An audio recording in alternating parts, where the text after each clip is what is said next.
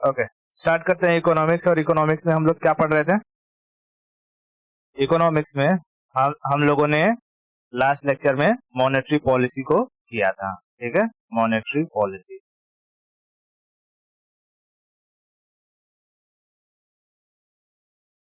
Monetary policy मैंने बताया था, मॉनेटरी पॉलिसी को कौन डिजाइन करता है, कौन बनाता है monetary policy? RBI. RBI. Monetary policy के जरिए किस चीज को कंट्रोल किया जाता है? बैंकों को रेगुलेट किया जाता है, लिक्विडिटी को कंट्रोल किया जाता है। ठीक है, बैंकों को रेगुलेट किया जाता है और लिक्विडिटी को कंट्रोल किया जाता है ना। कंट्रोल करने में और रेगुलेट करने में फर्क होता है ना। तो लिक्विडिटी को कंट्रोल करते हैं और बैंकों को रेगुलेट करते हैं। ठीक है, हमने देखा था कि मॉनेटरी पॉलिसी में, जैसे ये हमारा आरबीआई है, ठीक है, आरबीआई है। आरबीआई जब इन बैंकों को पैसा देता है, अलग अलग दिन के लिए जब पैसा देता है तो उसे अलग अलग नाम दिया जाता है। जैसे अगर एक दिन के लिए पैसा दिया तो क्या कहलाता है? एमएसएफ। एक दिन के लिए पैसा दिया तो एमएसएफ। 2 से 14 दिन के लिए दिया तो रेपो रेट। Repo rate. 14 दिन से अधिक के लिए दिया तो bank rate. Bank rate. Bank rate.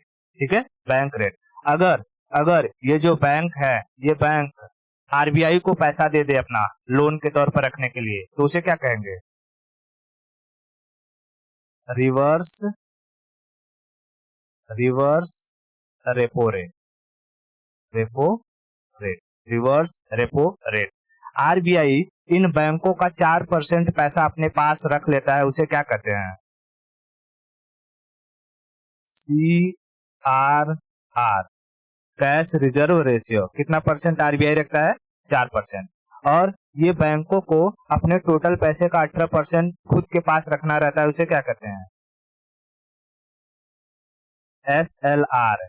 SLR, statutory liquidity ratio. कितना रहता है? 18%। 18%। ठीक है, तो ये सारी की सारी चीजों के बारे में मैंने बताया था। अब मैं बता देता हूं एक डेटा के फॉर्म में कि इस 2022 में ये जो सारे के सारी चीजें, bank rate, repo rate, MSF, reverse repo rate, ठीक है, ये सब कितना कितना है। ठीक है, तो देख, नॉर्मली अगर मैं बात करूं इसका एमएसएफ की, एक दिन के लिए पैसा दिया तो MSF marginal standing facility, marginal standing facility. और एमएसएफ जो है वो है 4.25%। एमएसएफ कितना है? 4.25%। 4.25%। हाँ हाँ, ऑलमोस्ट इसके ही आसपास होता है। मैंने बताया था ना, 4 से 5% के बीच में ही झूलता रहता है। लेकिन जब बोला ना इन्फ्लेशन बहुत ज्यादा बढ़ जाएगा, तो इन चीजों को फिर वो बढ़ा दिया जाएगा। ठीक है, हो सकता है कि 4 से 8 कर दे, समझ रही है? 4 से 8 कर दे। जब बहुत ज्यादा कहेंगे ना महंगाई आ गया है, बहुत ज्यादा इन्फ्लेशन आ गया है, तब तब क्या करना पड़ेगा? इनको रेट को बढ़ाना पड़ेगा। नहीं तो नॉर्मली क्या रहता है, 4 से 5% के बीच में ही टहलता रहता है। ठीक है, बस कल याद रखना कि जब कम दिन के लिए पैसा देता है तो हाई इंटरेस्ट रेट लेगा। तो सबसे ज्यादा इंटरेस्ट रेट किसका रहेगा? एमएसएफ का। एमएसएफ का। ठीक है, फिर आता है 2 से 14 दिन के लिए repo rate. Repo rate. Repo rate चल रहा है इस वक्त 4% के आसपास। 4%। कितना? 4%। फिर आता है जो कि 14 दिन से अधिक के लिए, क्या कहलाएगा? Bank rate. Bank rate. Bank rate भी है इसमें 4.2%, 25%। 4.25%। 4.25%। ठीक है, उसके बाद क्या होता है तेरा? Reverse repo rate. Reverse repo rate. RRR। RRR, ये है 3.35%। ठीक है, 3.35%। है ना, रिवर्स रेपो रेट से कम। हाँ, क्यों कम है, सही पता है, सही है कि नहीं? क्यों कम है पता है कि नहीं? CRR 4%। हाँ, और SLR घटवा क्या आ जाएगा? SLR कितना रहता है? 18%।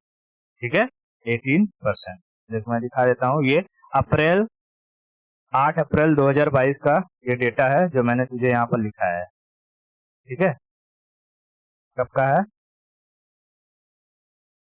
यहाँ लिख देता हूँ। ठीक है,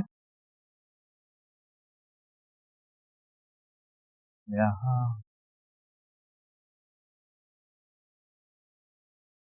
ठीक है, दिखाई दे रहा है? 8 अप्रैल 2022 का लेटेस्ट डेटा है ये मैंने यहाँ लिख दिया। अब जब एग्जाम में जाना तो उस वक्त का देख लेना कि क्या चल रहा होगा ये 100 रेट। ठीक है, बता, ये सारी की सारी जो मॉनेटरी पॉलिसी है, ये इन्फ्लेशन का इनका रिलेशन क्या रहता है? मॉनेटरी पॉलिसी का और इन्फ्लेशन का क्या रिलेशन रहता है? इनडायरेक्ट रिलेशन रहता है। ठीक है, इनडायरेक्ट रिलेशन, यानी मैं 1 अपॉन इन्फ्लेशन लिख दूं, इन्फ्लेशन। ठीक है, इन्फ्लेशन इनडायरेक्ट रिलेशन रहता है इन सबका। आगे बढ़े। अब देख, ये जो RBI है, ये उन्हीं पैसों को कंट्रोल कर सकती है जो इन बैंकों के पास रहेगा। यानी जब हम लोग के पास कोई पैसा आया और हमने वो पैसा ले जाकर के बैंक में जमा कर दिया, तो उस पैसे को RBI कंट्रोल कर लेगी बड़ी आसानी से। ठीक है, RBI बड़ी आसानी से उस पैसे को कंट्रोल कर सकती है अपने मॉनेटरी पॉलिसी के जरिए। ठीक है, लेकिन सपोज कर पब्लिक पब्लिक जो पैसा पब्लिक के हाथों में हो, ठीक है, पब्लिक के हाथों में, यानी जो लोग उस पैसे को बैंक में जमा ही नहीं करते हो। जैसे अभी का तूने केस सुना होगा, एक IAS ऑफिसर थी, पूजा सिंघल। भाई साहब 25 करोड़ रुपया मिला उसके पास। समझ आ रहा है? 25 करोड़। अब बताओ। हाँ, बोल।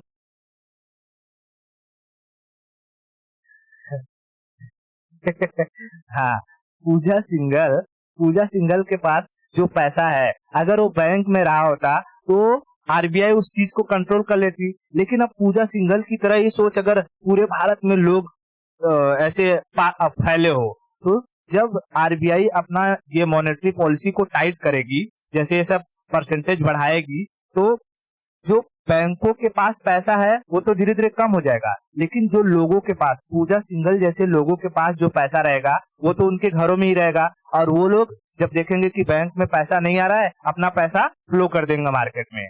तो बता, यहाँ RBI ने मॉनेटरी पॉलिसी इसलिए टाइट करी ताकि बैंकों से, मार्केट से पैसा कम हो जाए। लेकिन पूजा सिंघल जैसे लोगों की वजह से मार्केट में पैसा घुसा हुआ है। बता, क्या ऐसे सिचुएशन में RBI का ये मॉनेटरी पॉलिसी काम कर पाएगा? नहीं कर पाएगा। ठीक है, इसे ही कहते हैं पैरेलल इकोनॉमी। ठीक है, पैरेलल इकोनॉमी, बात समझ रहे क्या?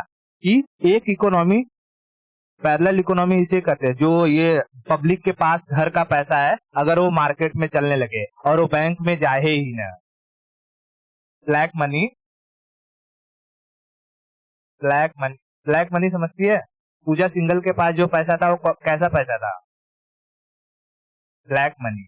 वही ब्लैक मनी को ही क्या कहते हैं? Parallel economy. बात समझ आई? ब्लैक मनी को क्या कहते हैं? Parallel economy. क्योंकि देख, एक इकोनॉमी तो वैसे चल रही है जो दिखता है, कोई भी ट्रांजेक्शन हुआ गवर्नमेंट को पता चलता है। लेकिन एक इकोनॉमी वो भी चल रही है जो दिखता ही नहीं है। जैसे पानी पूरी बेचने वाले कितना पैसा कमाते हैं, गवर्नमेंट को कुछ आइडिया है? सब्जी लगाने वाला कितना पैसा कमाता है, कुछ आइडिया है? मसाला बेचने वाला कितना पैसा कमाता है, कुछ आइडिया है? तो इन लोगों के जरिए जो इकोनॉमी चलेगी उसे कहते हैं पैरेलल इकोनॉमी। क्योंकि ये लोग कभी भी टैक्स भरने तो जाते नहीं है। ठीक है, कभी भी टैक्स भरने जाते नहीं है। समझ में? तो ऐसे लोगों का बिना टैक्स का पैसा क्या कहलाता है? Black money.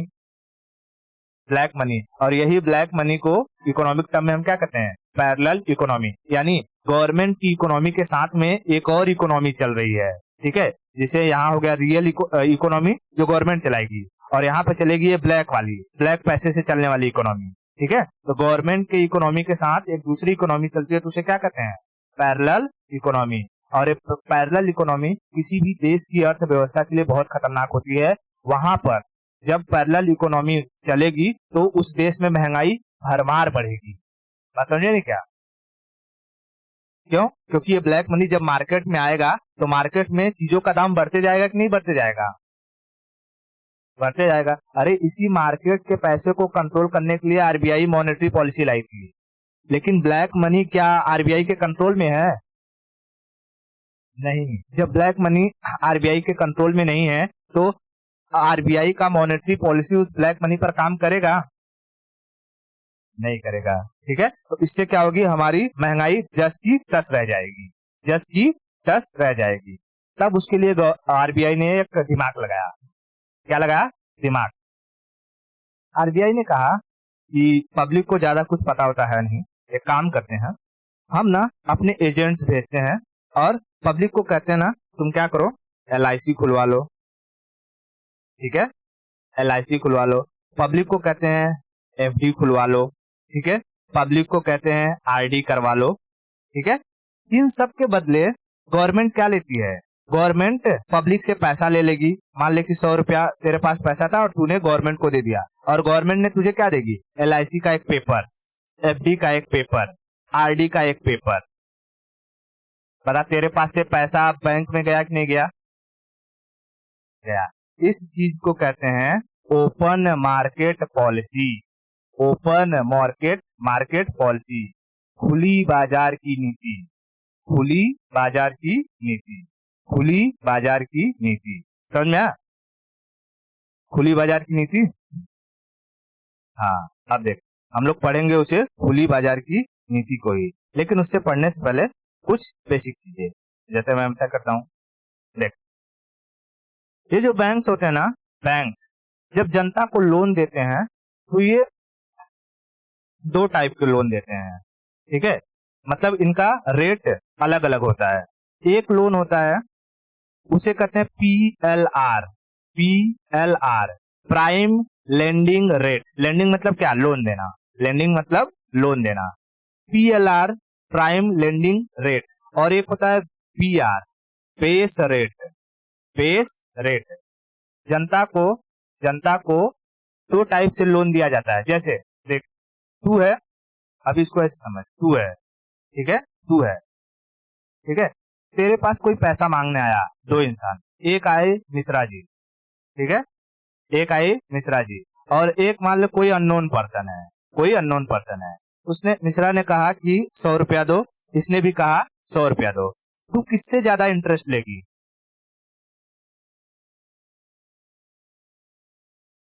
इंटरेस्ट लेगी, ये अननोन है या मिश्रा है, तो तू इंटरेस्ट किससे ज्यादा लेगी? मतलब 100 रुपए पे कहेगी कि जब रिटर्न करना तो मेरे को 10 रुपया दे देना या 50 रुपया दे देना। किससे ज्यादा इंटरेस्ट लेगी?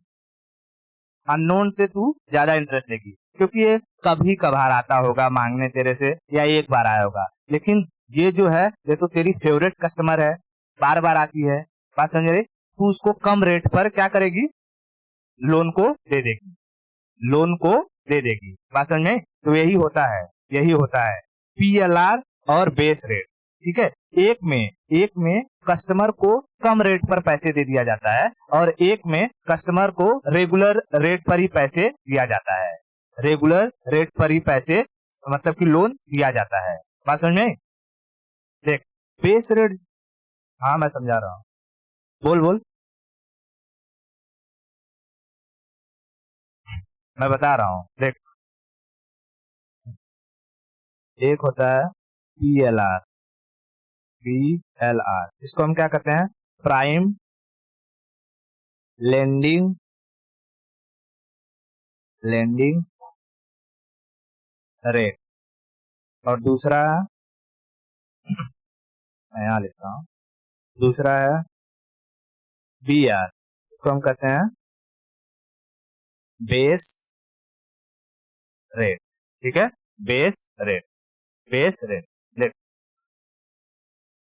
प्राइम से याद रखना, प्राइम से याद रखना, prime customer, prime customer, prime customer. जैसे तेरे पास एक अमेजोन का, तू क्या जियो जियो फोन है, मतलब कि जियो का सिम कार्ड यूज करती है, जियो।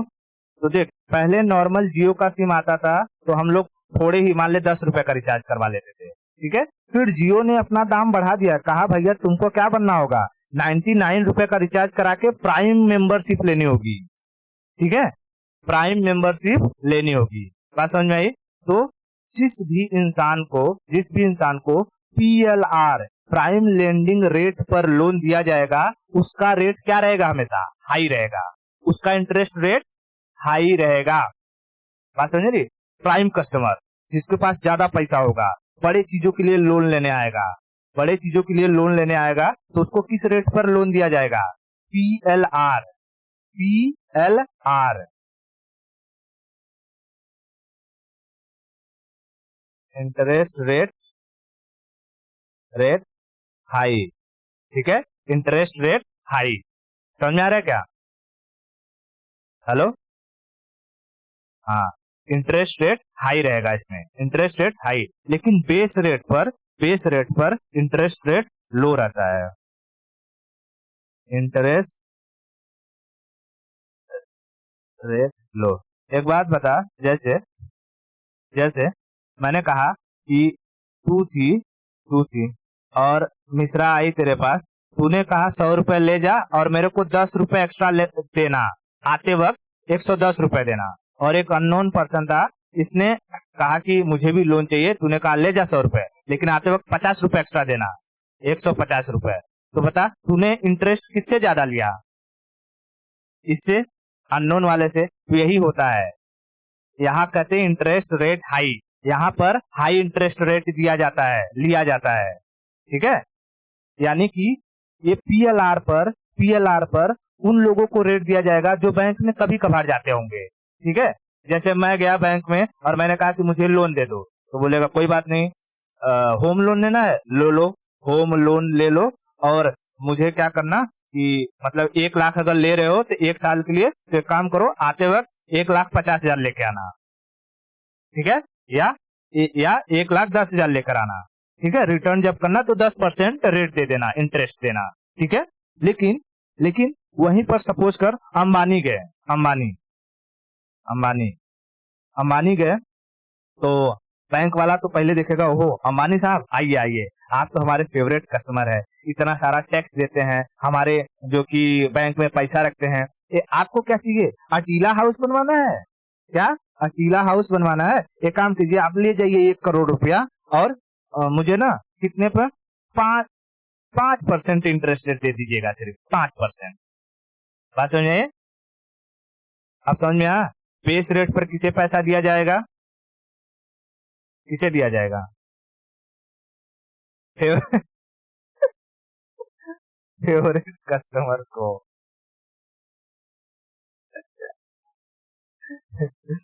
ठीक है। और पीएलआर पे किसे दिया जाएगा, जो रेगुलर कस्टमर मतलब की होगा, जैसे रेगुलर नहीं होगा, सॉरी, बेस रेट को याद रखना, फेवरेट कस्टमर, हाँ, favourite customer, customer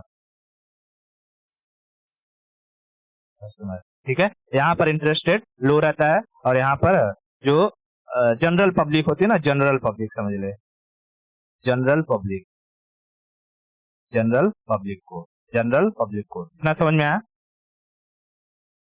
bank bank जो अपना लोन देता है, वो किस किस प्राइस पर देता है, ये क्लियर हुआ कि नहीं? कितने फॉर्म में लोन देता है, एक होता है पीएलआर और एक होता है बीआर। पीएलआर मतलब prime lending rate, prime lending rate, और बीआर क्या होता है, बेस रेट, बेस रेट, ठीक है। अब देख जैसे ये बेस रेट है, मान ले जब अंबानी आया और इसने HDFC बैंक के पास, समझ ले HDFC के पास HDFC खुश होके बोला अरे बाप रे बाप आप आए हैं, एक काम कीजिए आपको 2% पर दे देता हूँ। तो भाई इतना भी नीचे नहीं गिर जाना है कि किसी को इतना पैसा दे दो और लेके भाग जाए। ठीक है, इसलिए बेस रेट को RBI डिसाइड करती है कि देख भाई तो किसी को भी पैसा देगा तो कम से कम इतना इंटरेस्ट तो लेना ही है, उसके ऊपर तू चाहे कितना ले ले। ठीक है, उसके ऊपर कितना, जैसे RBI ने कहा कि देख 6% से नीचे तू नहीं जाएगा। ये नहीं कि अगर अंबानी आया तो तू 5% पर इंटरेस्ट दे दे, नहीं, 6% तक ही कम से कम तू जा सकता है। तो बेस रेट को कौन डिसाइड करेगा? RBI। ठीक है, RBI बेस रेट को RBI डिसाइड करती है। हाँ, उससे ऊपर जितना लेना है दे ले, लेकिन उससे नीचे नहीं जाएगा तू, उससे नीचे नहीं जाएगा। नहीं तो ये बैंक वाले क्या करते हैं, अपना इंटरेस्ट रेट लो कर देंगे और सबको नोट बांट देंगे और सबको लोन दे देंगे, तो तरलता बढ़ जाएगी, लिक्विडिटी बढ़ जाएगी। और लिक्विडिटी जब बढ़ेगी तो महंगाई बढ़ेगी कि नहीं बढ़ेगी?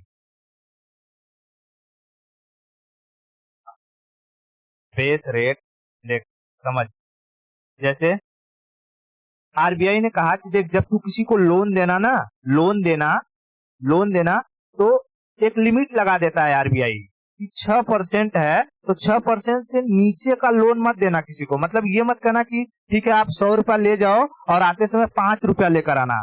कम से कम रहेगा तो तू कर सकता है कि 100 रुपया का दिया है तो कम से कम 6% लगाना, उसके ऊपर तुझे लेना है 7% रेट लगाना है, 8% लगाना है, 9% लगाना है, लगा दे, कोई दिक्कत नहीं है, लेकिन 6 से नीचे मत जाना तू। इंटरेस्ट समझ रही है? इंटरेस्ट, हाँ समझ में आ रहा है? इंटरेस्ट, हाँ ठीक है। तो बेस रेट को डिसाइड कौन करता है? RBI। और ये जो बैंक रेट रहता है, बैंक रेट एक बार देख बेस रेट डिसाइड हो गया तो ये बैंक रेट बोल रहा हूँ, PLR प्राइम लेंडिंग रेट, ये हर बैंक का अपना अलग अलग रहता है, बैंक अपना खुद से डिसाइड करते हैं। ठीक है, बैंक डिसाइड करता है। तो इसीलिए तू कभी कभी जाती होगी तो देखती होगी ना कि HDFC में होम लोन का कुछ अलग इंटरेस्ट रेट है, ICICI में कुछ अलग है, और जो कि SBI में कुछ अलग है। हर जगह तुझे होम लोन या एजुकेशन लोन सेम दिखाई देता है? नहीं, अलग अलग रहता है। ठीक है, लेकिन बेस रेट अगर देखेगी तो बेस रेट अप्रोक्सीमेटली सेम रहता है हर बैंक के लिए, लेकिन ऐसा जरूरी नहीं है कि सेम ही रहेगा, क्योंकि ये जो बेस रेट वगैरह होता है वो डिसाइड होता है कि बैंक कितना बड़ा है, उसके पास कितना पैसा है। ठीक है, उसके बेसिस पर डिसाइड किया जाता है, RBI डिसाइड करती है। ठीक है, इतना क्लियर समझ में आया? PLR और बेस रेट। बेस रेट में क्या होता है, एक कैपिंग लगा दी जाती है, भैया इससे नीचे नहीं जाएगा तू। ठीक है, इससे नीचे नहीं जाएगा। बेस रेट पर किसे लोन दिया जाता है?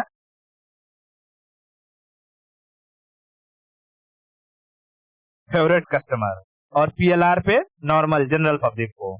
ठीक है, जनरल पब्लिक को। इतना समझ में आया? ओके, अब आते हैं हम लोग अपने खुले बाजार की नीति, ओपन मार्केट पॉलिसी, जो मैंने अभी बताया था। ओपन मार्केट पॉलिसी तो हिंदी में क्या कहते हैं? खुले बाजार की नीति। नीति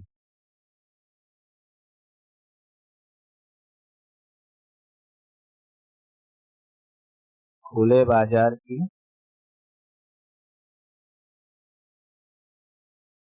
नीति। ठीक है, खुले बाजार की नीति। अब देख, मैंने क्या कहा कि यहाँ होता है RBI।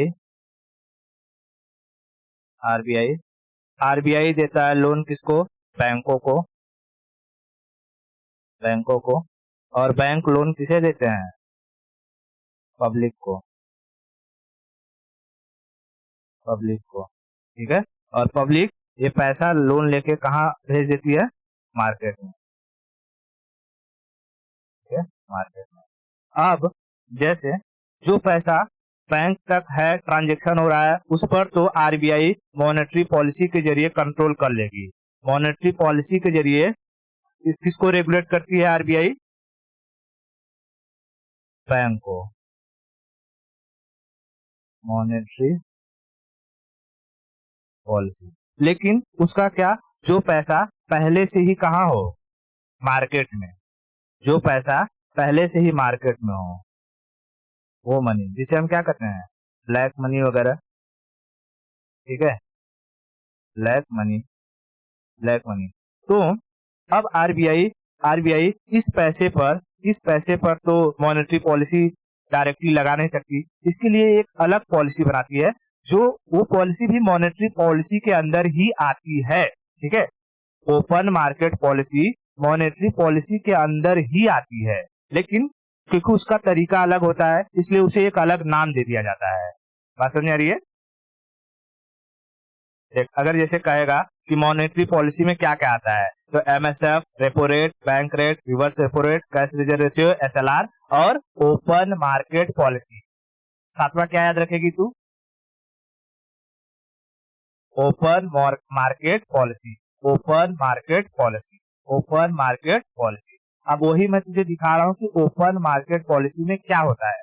कुछ नहीं होता है, आरबीआई अपने एजेंटों को भेजती है, ठीक है। आरबीआई किसे भेजती है? अपने एजेंट्स को, या बैंकों के थ्रू अपने एजेंट्स भेजती है जनता के पास, क्या करने के लिए? जाओ इन लोग को लालच दो और बताओ, और उनको कहो कि तुम क्या करवा लो, तुम एलआईसी करवा लो, एलआईसी करवा लो। आरबीआई के भेजे हुए नहीं होते, लेकिन वो एजेंट्स होते हैं, बैंकों में काम करते हैं ना।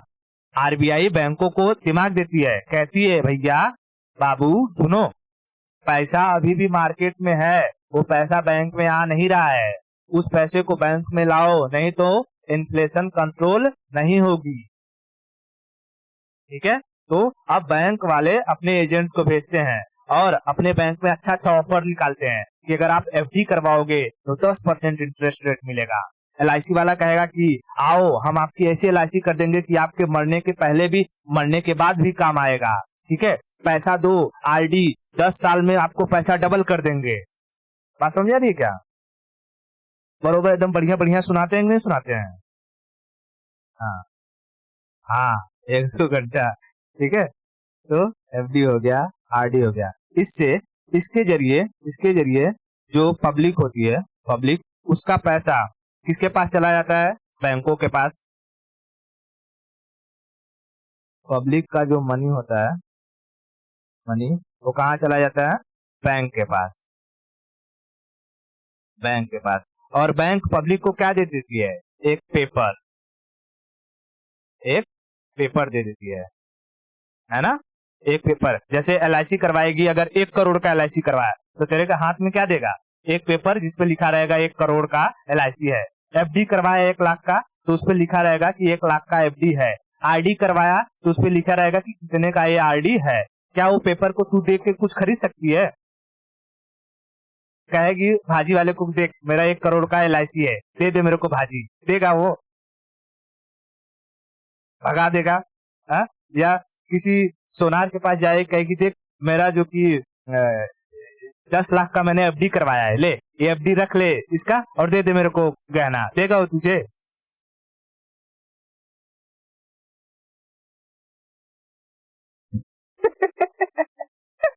ठीक है, तो वो नहीं देगा। देख ये जो दिया, उसको पेपर दे दिया और पैसा चला गया बैंक के अंदर। इसे क्या कहते हैं? इसे हिंदी में कहते हैं गवर्नमेंट प्रतिभूति। देख ये जो पॉलिसी हुआ, ये पॉलिसी को हम कहते हैं खुले बाजार की नीति, ठीक है, क्योंकि खुले बाजार में से पैसे को ले जाना खुले बाजार की नीति कहलाता है।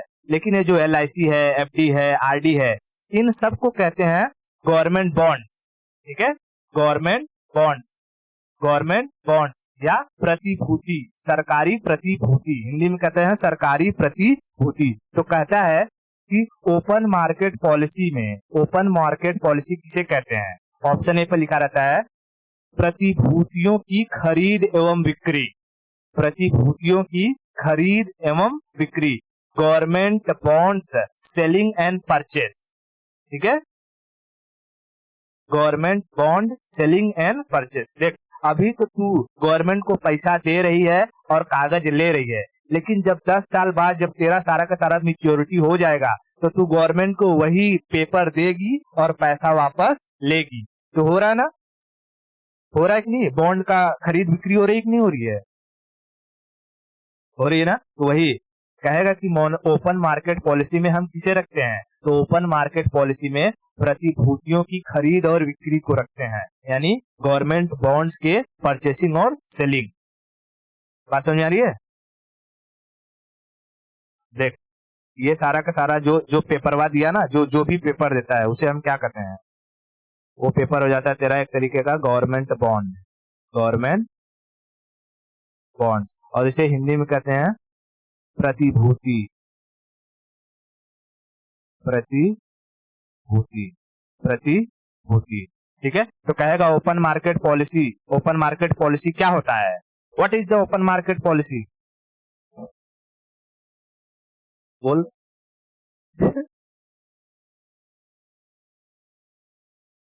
हाँ, प्रतिभूतियों की खरीद बिक्री, प्रतिभूतियों की खरीद बिक्री। बात समझे ने? प्रतिभूतियों की खरीद बिक्री, गवर्नमेंट बॉन्ड्स को सेल करना और बेचना ही ओपन मार्केट पॉलिसी कहलाता है, ओपन मार्केट पॉलिसी कहलाता है। बात समझ में आई? तो कहेगा कि क्या open market policy monetary policy का हिस्सा है?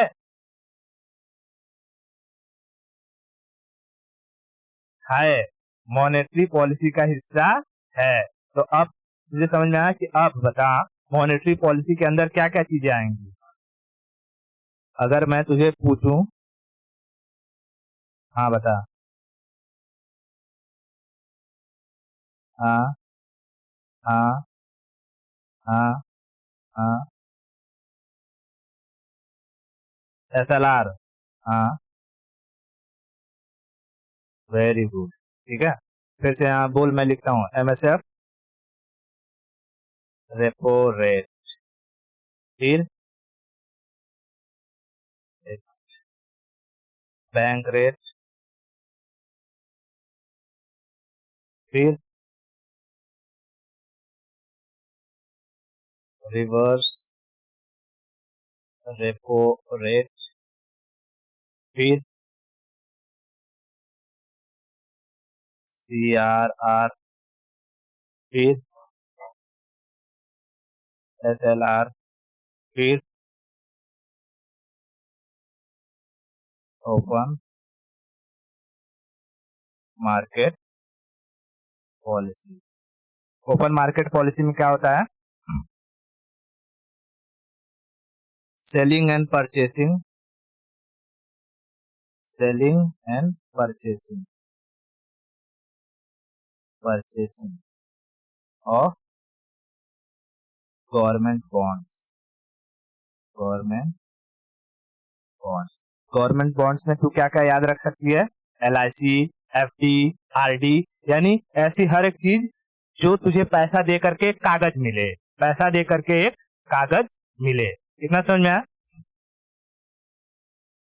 कागज मिलता है ना रे, पैसा देती है तो LIC का कागज मिलता है, FD का कागज मिलता है कि नहीं? हाँ हाँ। ठीक है, तो देख, अब देख, अब कहेगा, क्या कहेगा कि भाई, कि बताओ, जो मार्केट में जो पैसा सारा का सारा फैला हुआ है, उस पैसे को हम कैसे कंट्रोल कर सकते हैं? अगर तुझसे पूछेगा, अगर तुझसे पूछेगा कि बताओ, अभी भी अगर ओपन मार्केट पॉलिसी के बाद भी अगर मार्केट में पैसा ब्लैक मनी है, तो ब्लैक मनी को कैसे? अच्छा, तूने जो ये पूजा सिंघल का वो देखा था वीडियो, तो उसमें मतलब कि तूने देखा था वो सारा का सारा जो बंडल बनाया हुआ था वो कितने कितने नोटों का था?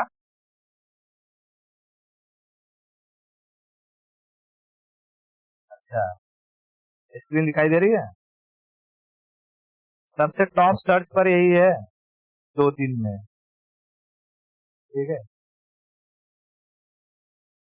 ये देख, ईडी, ईडी, मैंने ईडी पढ़ा है कि नहीं तुझे? पढ़ा है, इन्फोर्समेंट डायरेक्टरेट या डिपार्टमेंट। ठीक है, तो देख, इसने जब छापा मारा है तो यहाँ पर उन लोगों ने पैसे से क्या रखा है, ईडी लिखा है। ठीक है, देख ये सारे के सारे 25 करोड़ या 18 करोड़ 20 करोड़ ऐसे ही बात बात चल रही थी। देख यहाँ लाल लाल नोट दिखाई दे रहा है, लाल का नोट दिखाई दे रहा है कि नहीं दिखाई दे रहा है? हाँ, 2000 के नोट है, 500 के नोट है ना, 2000 और 500 के, यानी बोल। अबे पूजा सिंघल 2000 बैच की आईएएस ऑफिसर है, झारखंड में डिप्लॉय थी।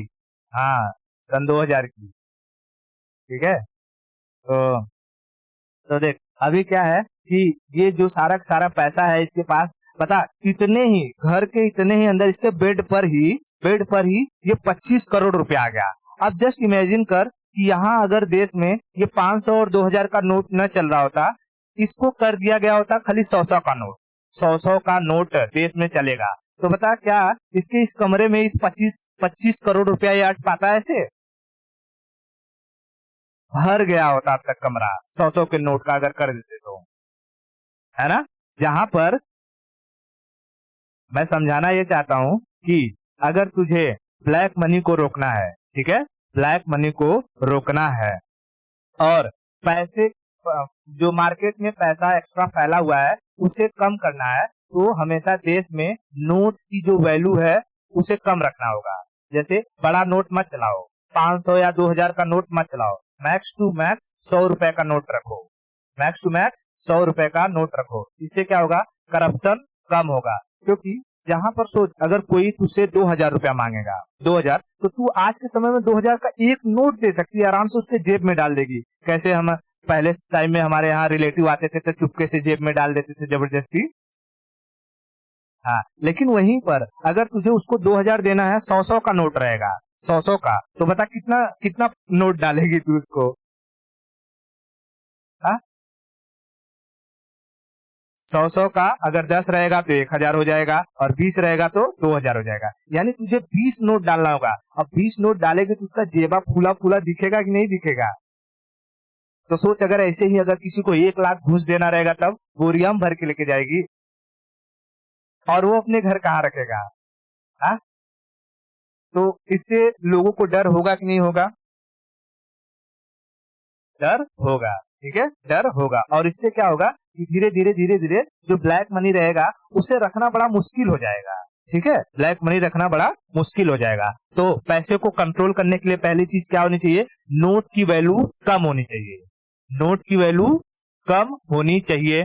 ठीक है, दूसरी चीज कि हमें एक लिमिटेशन लगाना चाहिए कि जो तुम ट्रांसफर करते हो, अगर किसी को ट्रांसफर करना है पैसा, तो कम से कम अगर कैश देना है तो 50,000 दे दो, लेकिन 50,000 से ज्यादा का अगर ट्रांसफर करना है तो तुम्हें ऑनलाइन करना होगा, चेक से करो, मतलब ऑनलाइन वही हो गया, ऑनलाइन करना होगा। ये नियम बना देना चाहिए। ठीक है, ये नियम बना देना चाहिए। तीसरी चीज क्या करना चाहिए कि ऑनलाइन ट्रांजेक्शन को प्रमोट करना चाहिए। गरीब से गरीब तबके के जो लोग हैं उनको समझ में आना चाहिए कि अच्छा ऑनलाइन ट्रांजेक्शन कैसे होता है। मैंडेटरी कर देना चाहिए कि जितने भी शॉप्स हैं, सब्जी वाले हैं, फुचका वाले हैं, ठेला वाले हैं, सब किससे ट्रांजेक्शन लेंगे, ऑनलाइन लेंगे, ऑनलाइन। तो इससे क्या हो जाएगा, गवर्नमेंट को सारा का सारा डेटा दिखेगा, सारा का सारा पैसा दिखेगा। आप सोच कि अगर कोई फुल्की वाला है उसको तू 5 रुपए का ट्रांजेक्शन करेगी, वो 5 रुपए दिखेगा कि नहीं दिखेगा गवर्नमेंट को? लेकिन वही 5 रुपए तू उसके कैश दे देती है तो 5 रुपए दिखता है गवर्नमेंट को? वो ब्लैक मनी में चला जाता है, उस पर टैक्स वैक्स कुछ भरता नहीं है वो। ठीक है, तो बता बता पैसे को कंट्रोल करने के लिए तुझे क्या क्या स्टेप्स करने होंगे, मैं यही लिख दूं?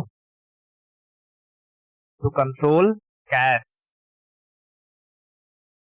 टू कंट्रोल कैश,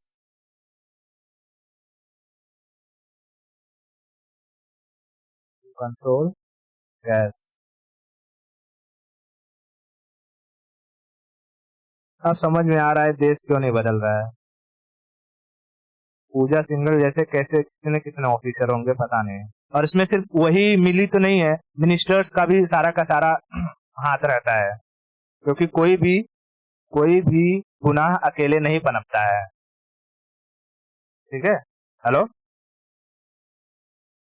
अबे सुनाई दे रहा है कि नहीं? हाँ ठीक है, तो देख पहला क्या करेगी, नोट की जो वैल्यू है कम रखो, ठीक है, जैसे 100 रुपए का कर दो, मैं एग्जांपल दे रहा हूँ, 100 रुपए कर दो।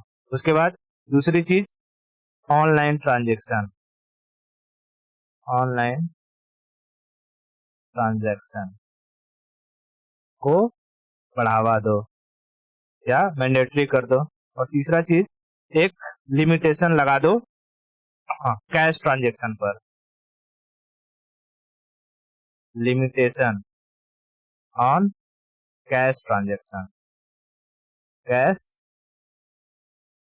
ट्रांजेक्शन, कैश ट्रांजेक्शन कह सकते हैं ना कि कैश कम 50,000 रुपये अगर ट्रांसफर करना है कैश तो दे सकते हो, उससे ज्यादा तुम्हें ऑनलाइन ट्रांजैक्शन करना होगा। इतना समझ में आ रहा है? ये सारी की सारी चीजें हम स्टेप जब मेंस वगैरह लिखना या कोई कभी इंटरव्यू में पूछेगा तो सब बताना पड़ेगा, तब न जानेंगे कि हाँ तुझे रेवेन्यू डिपार्टमेंट में भेजना है तो क्या क्या स्टेप लेगी। हाँ, सब बताना और एग्जाम्पल भी देना पूजा सिंगल का, देखो सर ऐसा ऐसा था।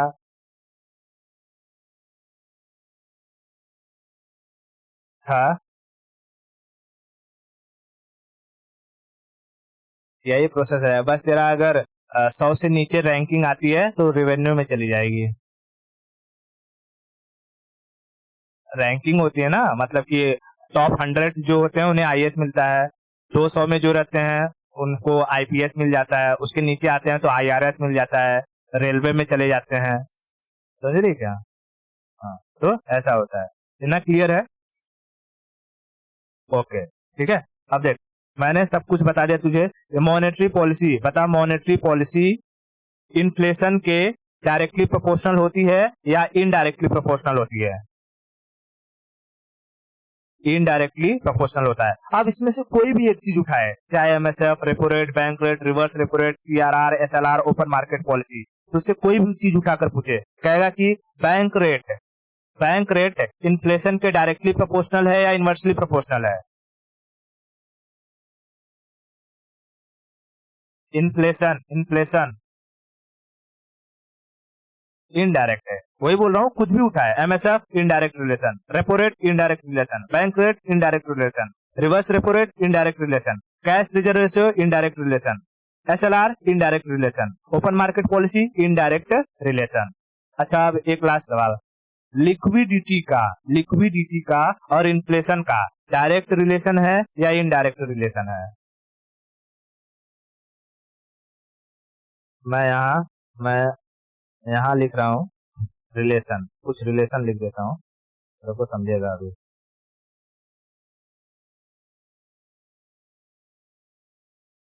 रिलेशन, ठीक है। एक, मैं लिखता हूँ लिक्विडिटी, लिक्विडिटी मतलब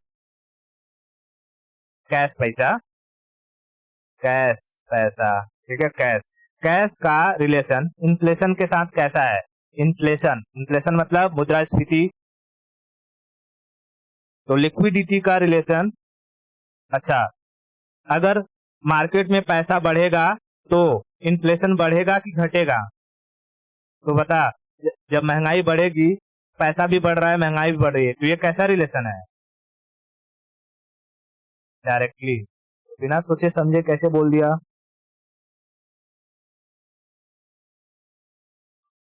ठीक है, लिक्विडिटी इन्फ्लेशन के डायरेक्टली है, इन्फ्लेशन, इन्फ्लेशन, ठीक है। लेकिन लेकिन monetary policy, monetary policy inflation के कैसे है? इनवर्स रिलेशन है, ठीक है, इन्फ्लेशन, ठीक है। तो देख ये क्या है, डायरेक्ट, डायरेक्ट रिलेशन, और यह है इनवर्स रिलेशन, इनडायरेक्ट नहीं, इनवर्स, इनवर्स रिलेशन, इनडायरेक्ट नहीं रही, इनवर्स, इनडायरेक्ट और इनवर्स में फर्क होता है, ठीक है। इतना क्लियर हुआ? हाँ ठीक है, पढ़ाऊंगा, ठीक है। देख, अब ये इन्फ्लेशन क्या होता है? मुद्रास्फीति, मुद्रा, ठीक है। अब आज के लिए इतना रखते हैं। नेक्स्ट लेक्चर में हम लोग बात करेंगे इन्फ्लेशन के ऊपर कि इन्फ्लेशन कितने टाइप की होती है, इन्फ्लेशन की क्या वजह होती है, इन्फ्लेशन होने में किसको फायदा होता है, किसको नुकसान होता है, ठीक है।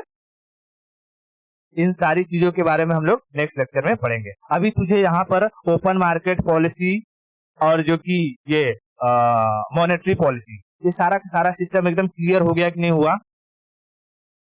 पीएलआर और बेस रेट में कोई दिक्कत? पीएलआर का फुल फॉर्म क्या है? Prime lending rate, prime lending rate, prime lending rate, prime lending rate. Prime lending rate को कौन डिसाइड करता है? बैंक वाले। प्राइम लेंडिंग रेट पर किसे पैसा दिया जाता है? लोन किसे दिया जाता है? अननोन को, मतलब कि जो कभी कभार आते हैं, जिनका जनरल पब्लिक को, ठीक है। लेकिन बेस रेट को कौन डिसाइड करता है? आरबीआई। और बेस रेट पर किसे पैसा दिया जाता है? लोन, जिसको जानते रहेंगे, ठीक है, जिसको जानते रहेंगे, ठीक है। अब देख, यहाँ मैं तुझे दिखाता हूँ, जैसे यहाँ पे नहीं देखा मैं, अगर मैं एल आई सी को कहूँ, एल आई सी क्या गवर्नमेंट बॉन्ड के अंदर आएगी कि नहीं आएगी? आएगी, ठीक है। तो देख, एल आई सी को याद रख लेना यहाँ पे गवर्नमेंट बॉन्ड के अंदर, ठीक है। उसके बाद ओके, देख यहाँ पर मैं तुझे ये, ठीक है, देख ये एसबीआई का बेस रेट है और प्राइम लेंडिंग रेट है। तो देख, प्राइम लेंडिंग रेट कितना है? ज्यादा है कि नहीं ज्यादा है? 12। और बेस रेट कम है कि नहीं कम है? कम है, ठीक है। तो बेस रेट पर जो फेवरेट कस्टमर को पैसा दिया जाता है उसमें इंटरेस्ट रेट लो होता है, और जो प्राइम लेंडिंग रेट रहता है इसमें जिन्हें पैसा दिया जाता है इंटरेस्ट रेट हाई रहता है, इंटरेस्ट रेट हाई रहता है। बात समझे?